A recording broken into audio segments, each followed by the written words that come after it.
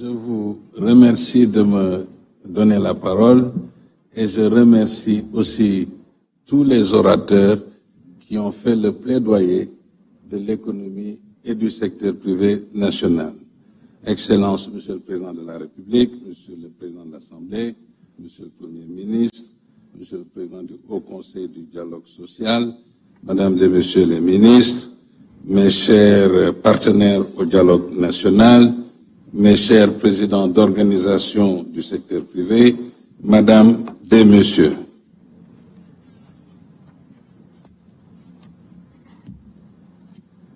Excellences, Monsieur le Président de la République, lorsque la République appelle sa famille d'entrepreneurs, pour renforcer l'union et la solidarité nationale, 2, pour mobiliser les énergies nationales dans leur diversité politique, sociale et économique autour de l'intérêt général, et pour construire l'autoroute de notre souveraineté économique, du mieux-être et du mieux-vivre des citoyens sénégalais.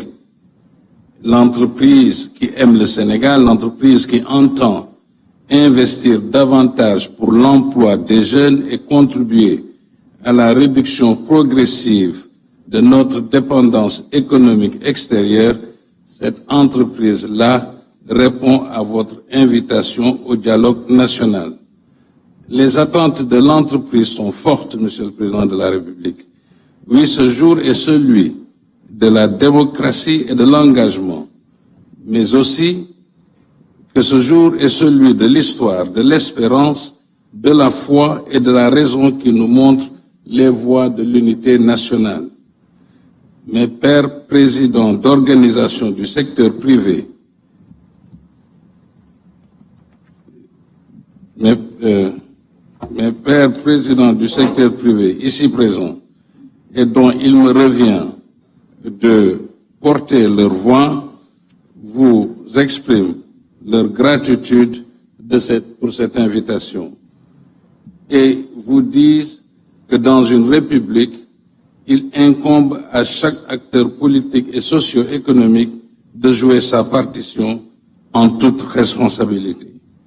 La nôtre, celle de l'entreprise, est d'investir, de créer des emplois et de contribuer substantiellement au budget de l'État, que nous ne pouvons remplir, il faut le dire, que dans un climat de confiance, de paix, de stabilité et de sécurisation de l'investissement privé.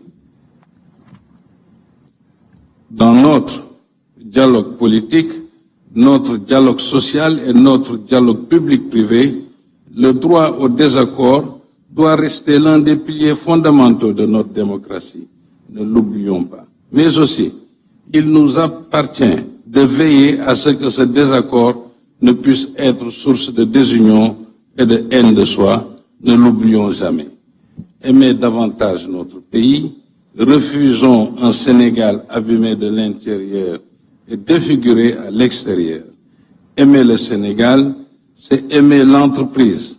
Alors oui, que les acteurs politiques se parlent et apprécient leur contribution positive au développement socio-économique de notre pays. Que les engagements du Pacte national de stabilité sociale pour une croissance inclusive durable soient respectés et nous plaidons pour que les futurs textes issus de ce dialogue soient aussi assortis de ce que j'appelle un pacte de stabilité républicaine. S'il y a lieu, une certitude, s'il y a bien une certitude que nous partageons tous, c'est bien celle que rappelle qu'il n'y a de progrès social et de croissance économique que par l'engagement des hommes. Nous savons tous que toute division sociétale profonde est un réel handicap. Et quand j'écoute le gouvernement, il entend faire de son secteur privé national le bras armé de sa souveraineté économique. Et ceci est consigné dans l'agenda national de transformation Sénégal 2050. Quand j'écoute l'opposition, il plaide pour un État stratège qui soutient davantage son secteur privé national.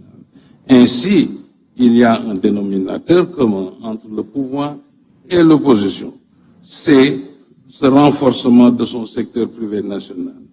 Alors si nous prenons le temps de nous écouter et de nous comprendre, nos réflexions et nos engagements pour construire le Sénégal devraient être centrés sur l'entreprise. Excellence, Monsieur le Président de la République, notre pays est cette grande nation consumériste de politique avant, pendant et après toute élection. Mais il est aussi ce pays exceptionnel qui suscite dans le monde autant d'attention, de passion et d'admiration. L'agenda politique et l'agenda économique, l'entreprise s'interroge, n'est-il pas temps de regrouper toutes ces élections présidentielles, législatives et les locales? Au nom du secteur privé, je réaffirme notre engagement à accompagner l'État et les forces politiques dans la consolidation démocratique, car il ne peut y avoir d'économie forte sans institutions stables, tout comme il ne peut y avoir de démocratie prospère sans secteur privé dynamique. Je vous remercie de votre aimable attention.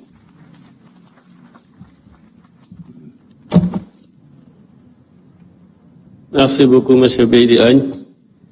Ñu jox kàddu gi M. Abdoulaye Mbaye Pekh mu nar a wax ci turu communication